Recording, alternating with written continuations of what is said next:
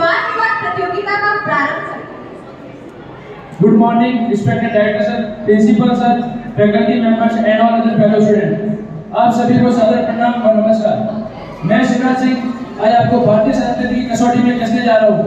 मैं अपने साथी दीपेश को बुलाना चाहूँगा। को अपना तो किया है, लेकिन इसके साथ ही हमने अपने एथिकल और मॉरल वैल्यूज को भूल चुके हैं। इसके कई उदाहरण हो सकते हैं, जैसे कि पहले हमारी सोसाइटी में मैरिज बहुत खुली चलती थी, लेकिन अब डाइवोर्स बहुत कॉमन हो चुके हैं, फैमिली सेपरेट रहती है और इसका कारण इसके असर घर के बच्चों को पड़ता है। उनको ये चूज करना पड़ता है कि अपने माता के साथ रहना चाहते हैं या अपने पिता के साथ, और इसकी वजह से उनकी परवरिश पूरी नहीं हो पाती और वो गलत संगत में पड़ जाते हैं।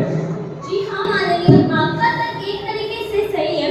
आपके अनुसार पहले शादियां लंबी टिका करती थी, लेकिन आज नहीं। पर इसका पूरा दोष हम पश्चिमी सभ्यता को नहीं दे सकते, क्योंकि मैं ये भी मानती हूँ पहले कानून नहीं होने की वजह से महिला अपने हक के लिए आवाज नहीं उठा पाती थी और अपने पति का जुर्म चुपचाप सहन कर लेती थी। लेकिन आज तो आपको पता ही होगा कि आज कानून है, महिला आत्मनिर्भर है, अपने हक के लिए आवाज भी उठाती है, और अगर वो अपने पति का जुर्म सहन नहीं करना चाहती है तो कोर्ट के सपोर्ट से डिवोर्स लेने का बड़ा कदम या फैसला उठा सकते हैं। रही बात उनके बच्चों के परेशान होने की, तो ये नहीं है कि उनके माता पिता को उनके बच्चों के सही व गलत के बारे में नहीं पता है। उनके माता पिता उनके बच्चों के सही व गलत के बारे में अच्छी तरह से जानते हैं।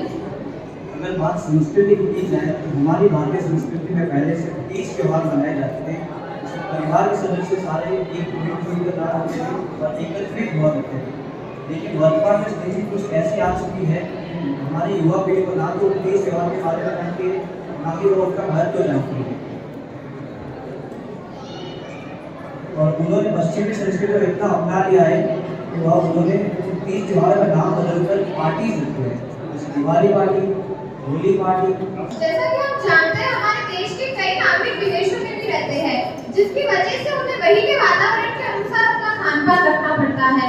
और जैसे कि बात आती है केक की, जो हम यूज करते हैं केक सेलिब्रेशंस के लिए, तो ये जरूरी है, क्योंकि अगर हम भारतीय लोग अगर सेलिब्रेशन करने के लिए केक का उपयोग कर भी रहे हैं या केक के जरिए सेलिब्रेशन कर भी रहे हैं, तो गलत क्या है? पश्चिमीकरण के कारण हमारे धार्मिक तौर पर बहुत अधिक प्रभाव पड़ा है। इसके कई उदाहरण हैं। जैसा कि आप जानते हैं कि भारतीय संस्कृति एक महान संस्कृति के रूप में जानी जाती है। त्योहार हमारे देश में एक प्रकार का हर्षोल्लास का प्रतीक माना जाता है। हमारे देश में त्योहारों को मनाने के पीछे बहुत सारी कहानियां तथा कहानियां रही है। अभी पुराने समय की बात की जाए तो लोग त्योहार के आने के कुछ दिन पहले से ही तैयारी में जुट जाते थे, लेकिन वेस्टर्नाइजेशन के कारण हमारे युवा को याद तक नहीं पता है कि हम त्योहार क्यों मनाते हैं तथा इन त्योहारों को मनाने के पीछे क्या कहानियां, क्या कारण रहे हैं। वेस्टर्नाइजेशन के प्रभाव के कारण हमारे त्योहार एक दिन मात्र के रह गए हैं। वेस्टर्नाइजेशन का प्रभाव हमारे देश के नाम पर भी दिखाई देता है। जैसा कि नाम रखा गया इंडिया, इंडिया का मतलब होता है पिछड़ा हुआ देश, बल्कि हम तो सभ्य संस्कृति से संबंध रखते हैं। तो लास्ट में मैं विपक्षी गुट को एक ही बात कहना चाहता हूँ कि जब दुनिया में संस्कृति और सभ्यता की बात आएगी तो मेरे देश भारत की तस्वीर याद आएगी। पर इसमें गलत ही क्या है कि हमारे देश के त्योहार आने में भी तो काफी समय लगता है। हम ये कर सकते हैं कि वे छोटे छोटे मौकों को त्योहार के रूप में मनाएं। हमारे अनुसार खुशियाँ किसी भी रूप में मनाई जा सकती है, और इसी बहाने परिवार के सदस्य जो आज आधुनिक समय में इतने व्यस्त रहते हैं, वे इसी बहाने अपने परिवार के साथ समय व्यतीत कर सकते हैं। अगर बात भारतीय संस्कृति की हो रही है तो ज्ञान एक बहुत बड़ा मुद्दा है। हम जानते हैं भारत हमेशा से एक विश्व गुरु रहा है। हमारे पास ज्ञान की कोई कमी नहीं थी, और वेस्टर्न कंट्रीज ने जो लॉज, जो थ्योरीज थी, जो खोजें की, वह केवल उन्होंने दर्ज किए। अगर देखा जाए, अगर फैक्ट बताया जाए तो यह ज्ञान भारतीयों ने पहले ही खोज कर दिया था। अगर हम और कुछ असामाजिक तत्वों के कारण, तक्षशिला और नालंदा विश्वविद्यालय पर युद्ध करने के कारण और अचानक आक्रमण करने के कारण उन्हें छुपा दिया गया, उनसे हमें अलग कर दिया गया। अगर ये हमारे पास होता तो भारत आज बहुत तरक्की करता और आज बहुत आगे बढ़ता। अगर हम देखा जाए तो हमारे पास बहुत ज्ञानी हुए, बहुत प्रज्ञान पंडित हुए, आचार्य हुए, जिन्हें देखा जाए बौद्धायन जिन्होंने कैलकुलस की खोज की। आज न्यूटन और लेबिज का नाम कैलकुलस से जोड़ा जाता है, परंतु बौद्धायन ने बहुत समय पहले ही इनकी खोज कर दी थी। भास्कराचार्य जिन्होंने पाइथागोरस प्रमेय की खोज की, तथा आर्यभट्ट ने शून्य की खोज की। चरक जिन्होंने आयुर्वेद का ज्ञान दिया। जिन्होंने अपने एकमात्र दम पर 117 जर्मनी में आयुर्वेद की यूनिवर्सिटीज बनवाई।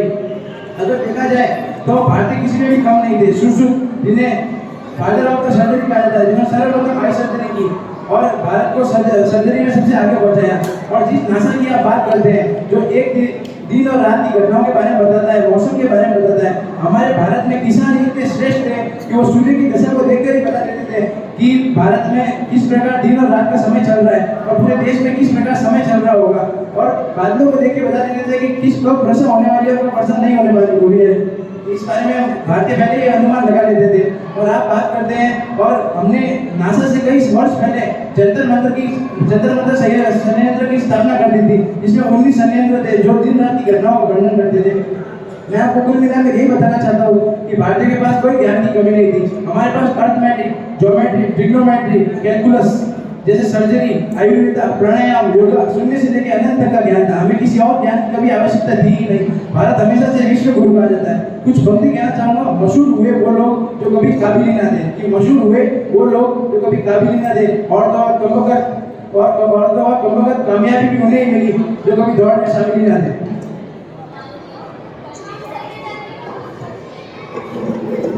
मानवीय पश्चिमी सभ्यता के ज्ञान से केवल विदेशी नहीं, हमारा भारत देश भी आगे बढ़ा है। उन्होंने अपने ज्ञान से व्यापार, शिक्षा, स्वास्थ्य में ही नहीं, तकनीकी व आविष्कार जैसी चीजों को भी बढ़ावा दिया है। साथ में ऐसे कई निर्माण किए जो आज भी हमारे वर्तमान समय में भी हमारे लिए बहुत उपयोगी व आवश्यक है, जैसे machine, robot, computer, vehicles, medicine, sports etcetera.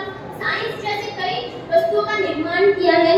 साथ ही आविष्कार व तकनीकी को भी बढ़ावा दिया है, जैसे कि ब्रिटेन में आज तक के 40% से ज्यादा आविष्कार व तकनीकी हो चुकी है। फ्रांस में 24% से और ब्रिटेन में अमेरिका में 20% से ज्यादा आज तक आविष्कार व खोज हो रखी है। साथ में ही विदेशों ने अंतरिक्ष की खोज भी सबसे पहले की थी और वहां जाकर भी उन्होंने ही बताया। तो आप नहीं कह सकते कि नॉलेज के माध्यम से विदेश पिछड़ा हुआ है या पीछे। वेस्टर्नाइजेशन के कारण हमारे भारतीय भोजन पर भी काफी प्रभाव पड़ा है। जैसे कि हमारी भारतीय संस्कृति में खानों की शुद्धता की कमी कभी नहीं थी। हमारे यहाँ अलग अलग व विभिन्न प्रकार के व्यंजन पाए जाते थे, वो शुद्ध पौष्टिक भी होते थे और हमारे शरीर को किसी भी बीमारी से लड़ने की क्षमता व ताकत भी देते थे।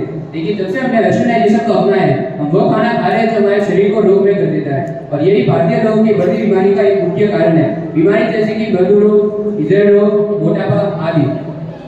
आपका तर्क बिल्कुल सही है, पर हम सभी जानते हैं कि भारत के लोगों को नई नई खोज करने का काफी शौक है। उसी प्रकार से उन्हें खाना भी अतरंगी तरीके से बनाने का और खाने का शौक है।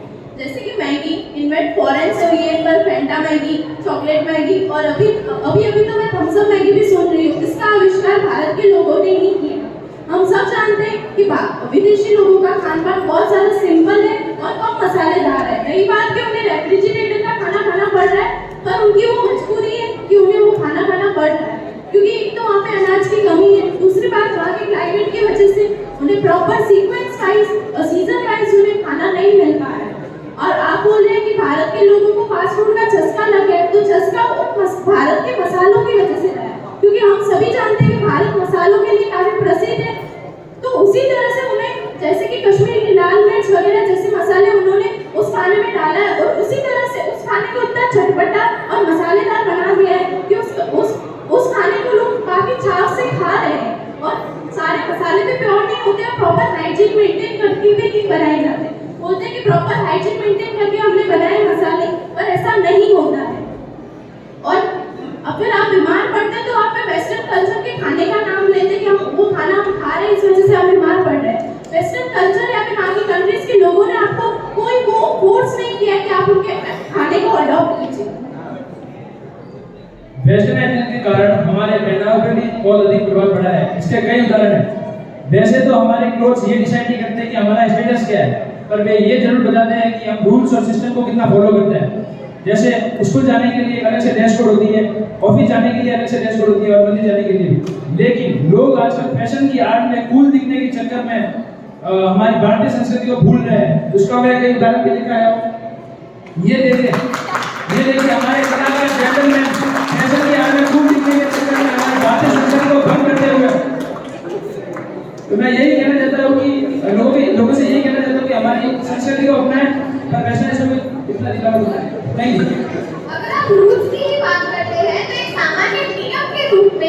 फ्रीडम और फ्रीडम ऑफ एक्सप्रेशन के अधिकारों में शामिल है कि लोगों को क्या पहनना है और क्या नहीं चुनने के लिए अधिकार है। इस अधिकारों पर कोई विशिष्ट कानून नहीं है और किसी की आवश्यकता भी नहीं है, क्योंकि बोलना, गाना आदि के साथ साथ पहनावा भी अभिव्यक्ति का एक रूप है, जिसे इंडिया के कॉन्स्टिट्यूशन में आर्टिकल 19 सब क्लॉज 1A के तहत एक फंडामेंटल राइट माना गया है। और article 19 freedom of speech and expression में लिखा हुआ भी है कि right to express their own ideas, मतलब सभी व्यक्ति को अपने विचार व्यक्त करने का अधिकार है और प्रत्येक नागरिक को मौखिक रूप से चित्र छपाकर या किसी अन्य तरीके से अपने विचार, राय और विश्वास को व्यक्त करने का अधिकार है। और इसे यूडीएचआर के आर्टिकल 19 के तहत कंसेप्ट भी किया गया है। भारत के लोगों को अपने मनपसंद कोई भी पोशाक पहनने का अधिकार है और वे अपने कंफर्ट के अकॉर्डिंग कुछ भी पहन सकते हैं।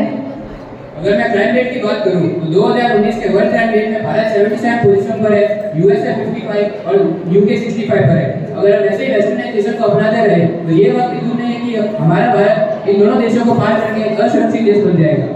हाँ, हम जानते हैं कि हमारे डेवलप्ड कंट्रीज में बहुत ज़्यादा क्राइम है, लेकिन इसके कारण हम वेस्टर्न कल्चर को दोषी नहीं ठहरा सकते। हमारे कई कंट्रीज में बहुत कम परसेंट क्राइम है, 90% तक सेव है, जिनमें नॉर्वे 111 पोजीशन पर है, डेनमार्क 125 पर और स्विट्जरलैंड 130 पर है और एंडोरा 146 पोजीशन है, जो विश्व में सबसे कम क्राइम वाले देशों में से एक है।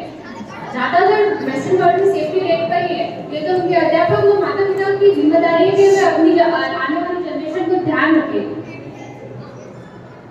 अगर बात इंडियन कल्चर और वेस्टर्न कल्चर के मध्य में हो रही है तो भाषा एक बहुत बड़ा मुद्दा है। हमारे भारतीय संस्कृति में कई विविधताएं पाई जाती है। हमारे यहाँ हमारे भारत देश में राज्य बदलते ही भाषाएं बदल जाती है, परंतु हिंदी एकमात्र ऐसी भाषा है जिसने 140 करोड़ भारतीयों को एक साथ एक धागे में पिरोकर रखा हुआ है। हम भी चाहते हैं कि भारत तरक्की करे, वैश्वीकरण में हमारा हाथ हो, परंतु हिंदी भी हमारे साथ रहे। हिंदी हमारी मातृभाषा है, यह हमारे पग पग में हमारे साथ रहनी चाहिए। यह हमारी आवश्यकता है और हमारी मूलभूत जरूरत भी है।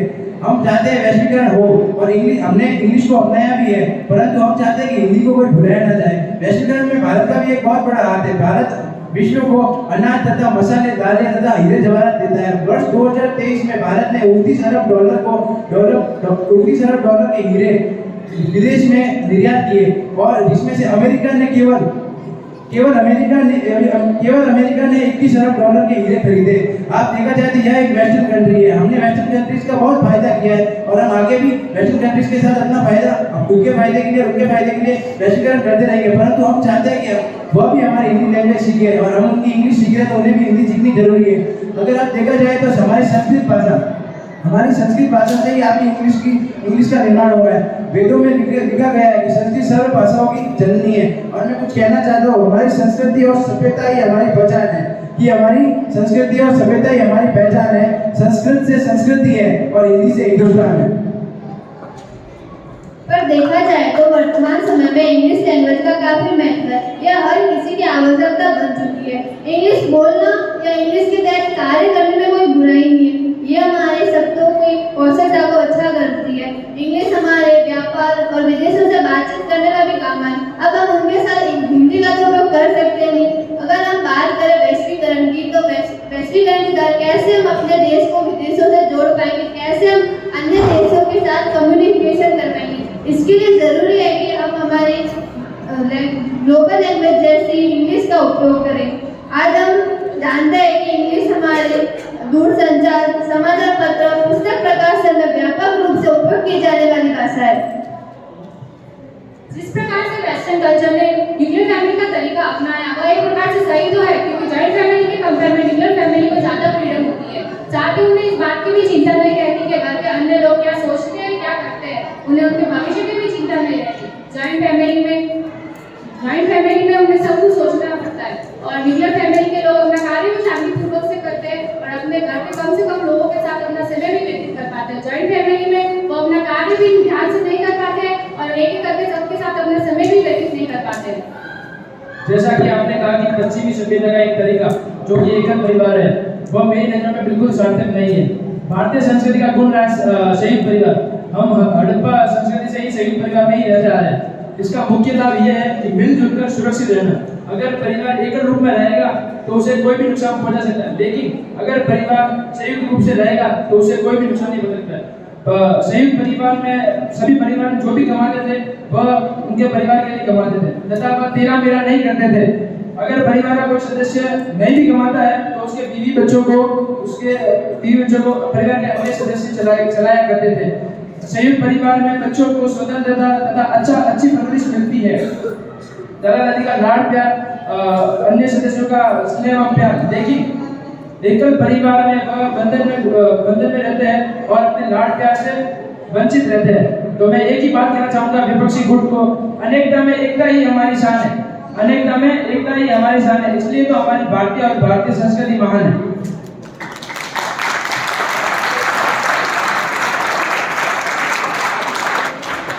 अगर वेस्टर्न कल्चर के विपक्ष में बात की जाए तो वेस्टर्न मूवीज एक बहुत बड़ा मुद्दा हो सकता है। मैं आपको बताना चाहता हूँ कि वेस्टर्न मूवीज हम भारतीयों का कभी कल्चर था ही नहीं। हम रामायण देखते थे, भगवत गीता देखते थे, गीता का पाठ करते थे, जो हमें आध्यात्म का ज्ञान देता था, हमारी संस्कृति के बारे में बताता था। परंतु आज के इस मूवी के दौर में हमें यही दिखाया जाता है कि किस प्रकार एक्शन की जाती है, किस प्रकार थ्रिल होती है, किस प्रकार हिंसा की जाती है। अगर हम इस हिंसा को अपनाते रहेंगे तो हम यही हिंसा ही अपना पाएंगे और हिंसा हमारे अंदर आत्मसात हो जाएगी। अगर ऐसा चलता रहा तो हमारे युवा हिंसा की तरफ अग्रसर हो जाएंगे और हमारी क्राइम रेट बढ़ती जाएगी। इससे हमारे अर्थशास्त्र में भी इससे हमारे अर्थशास्त्र में भी थोड़ा प्रभाव पड़ेगा और इससे हमें बहुत कठिनाई उठानी पड़ेगी। रही बात मूवीज की, तो मूवीज में केवल हिंसा को दिखाया जाता है और इससे हमारे युवा बहुत प्रभावित हो रहे हैं। मैं हमारे युवा को यही बताना चाहता हूँ कि मूवीज को ना देखें, अपने फोन में केवल रामायण महाभारत जैसी चीजों को देखें, जिनसे आप में ज्ञान का प्रभाव होगा और आप ज्ञान के प्रति जागरूक हो पाएंगे। मैं आपको यही बताना चाहता हूँ और मैं आपको बताना चाहता हूँ कि अपनाने के लिए तो बहुत चीजें होती है कि अपनाने के लिए किसी चीज को अपनाने के लिए हमें हजारों खूबियां जाननी होती है, परंतु अगर किसी चीज को नहीं अपनाना है तो उसमें एक कमी होती है तो भी हम उसको छोड़ सकते हैं। और वेस्टर्न मूवी में तो बहुत कमी है, हमें इन्हें छोड़ना ही होगा।